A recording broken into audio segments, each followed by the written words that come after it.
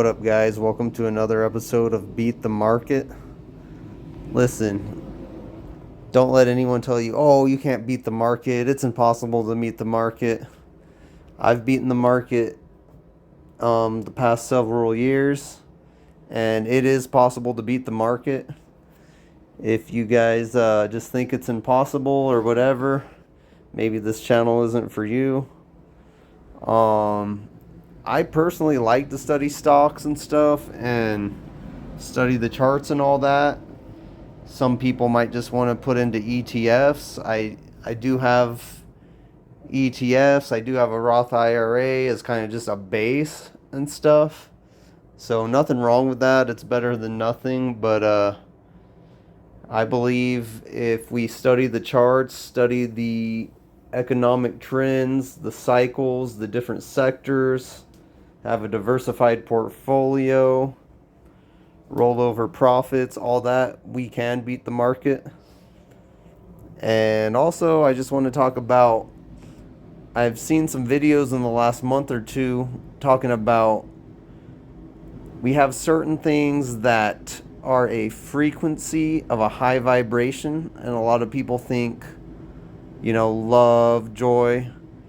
Those are two of the highest vibrations. There is one higher vibration, and they've studied it scientifically, and I forget how they studied it, but they have proven it is authenticity is the highest frequency.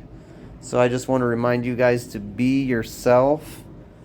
It doesn't matter what anyone thinks of you. Don't try to water down who you are just to please other people, because you're not gonna hit the opportunities and the open doors that you would if you're just your authentic self. Believe in yourself, bet in yourself. I've seen a few people lately that will spend about $7 a day at Dutch Brothers getting a coffee. Here's another diatribe I gotta go on.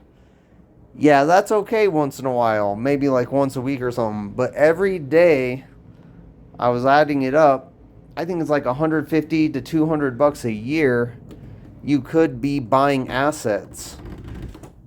Just for one, if you don't have any money, that's horrible. Then a step above that is saving money. Okay, that's a good step. But you need to put your money to work for you. That's the only way you're going to be financially independent. You have to find a way to make your money work for you.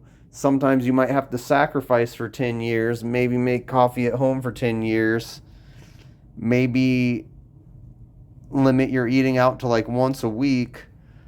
I'm not saying never splurge on things. I think you got to find a balance where you enjoy life, but also you have to learn to delay gratification.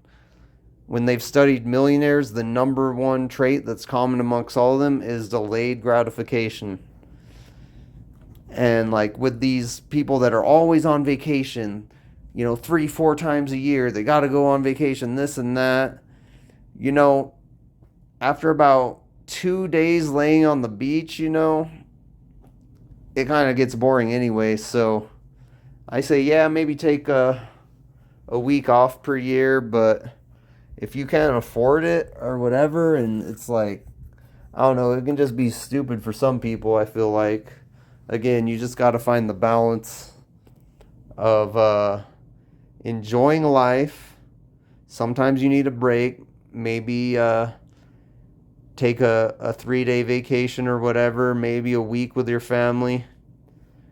But it might not make you as happy as you think, Like, I do want to travel. I want to travel the world or whatever when I'm set up to financially do so. And I think that expands your horizon. So I'm big into traveling to other countries.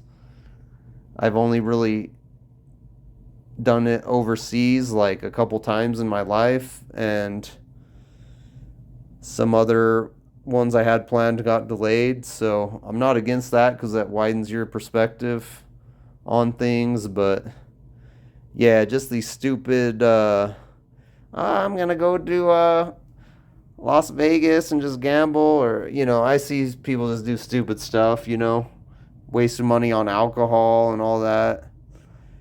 Like, the way you live your life, the way you do one thing is the way you're gonna do everything. If you're always drinking, smoking weed, uh, looking at the corn on online, it's gonna filter into every aspect of your life. You're not gonna be disciplined into trading. You're not gonna be disciplined into investing. So yeah, this is just my diatribe for today.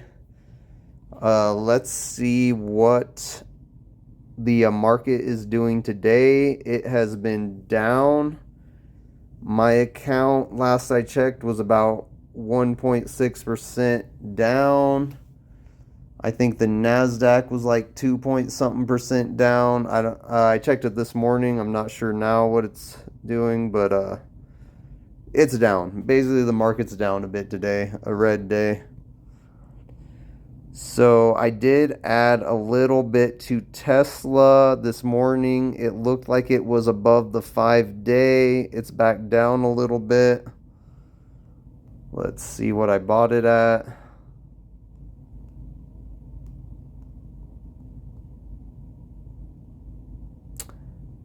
I bought it when it was at 215. I just put 33 bucks on it. Just adding a little bit. As you can see, it went, the RSI went below the 50 and it looked like it was trying to go back up. So yeah, I'll keep an eye out on it. You already know me. I believe in Tesla long term. Let's see some of the other plays I did. So I trimmed 1 share of Coca-Cola and 1 share of 3M. I have been hesitant because I've already trimmed shares of these guys, and now I'm left, after trimming these shares, I only have 1 share of each. But the reasoning is based on Morningstar. I believe they're both overvalued right now. And we can see the RSI went to the extreme on the 3M and the Coca-Cola. I'm not sure I have the Coca-Cola, but it's very similar, actually even more extreme. So I sold 3M at 133 this morning and 87 cents, Coca-Cola at 72.36. And we can already see 3M is down a bit from there. So that gives me more money to invest. Let's look real quick at the dividends I made today. Intel Corporation and Wells Fargo paid a dividend. And Ford, we can see here, paid a dividend. Let's look at the one other stock I did decide to buy. This is only my second time buying this, Main Street Capital. This talks a bit about it. Basically, from what I understand, it is a financial company that it just provides capital to kind of growing entrepreneurs and business owners. Yeah, you could look, this is on Yahoo Finance. You could pause the video and read it, or you could look it up on Yahoo Finance. But basically, it's in the finance industry, and they invest in some things as well. And they're a pretty good dividend payer here. Let's see.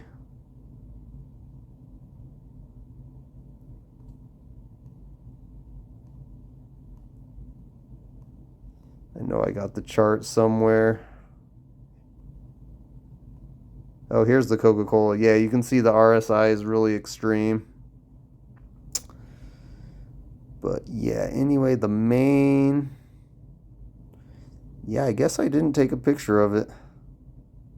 Oh, here it is. Yeah, you can see it kind of like popped above the 5-day here.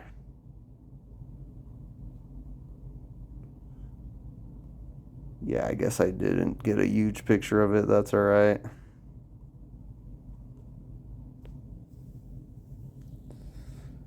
But I know it pays a good dividend as well. Let's see if this will say the dividend here.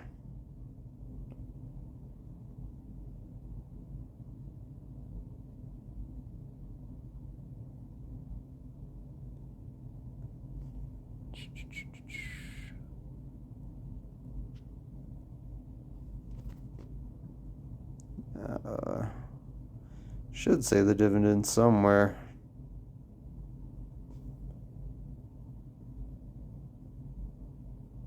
Maybe under summary here.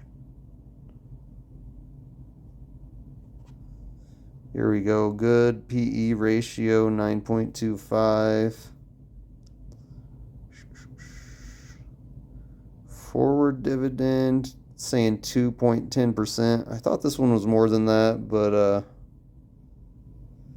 not totally sure that's right. But anyway, I think they have a history of paying good dividends. Maybe that's just what it is right now. So, yep. Yep. Just seems like a solid company.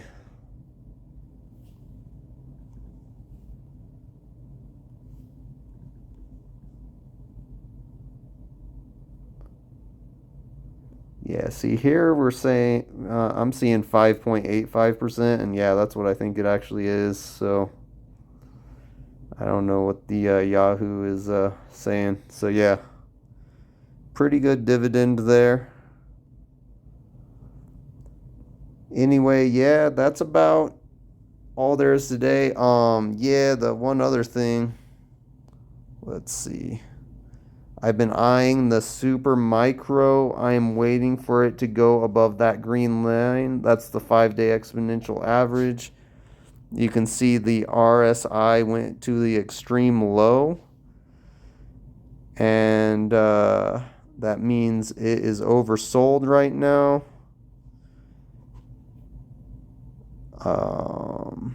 It actually looks like the P/E ratio is good.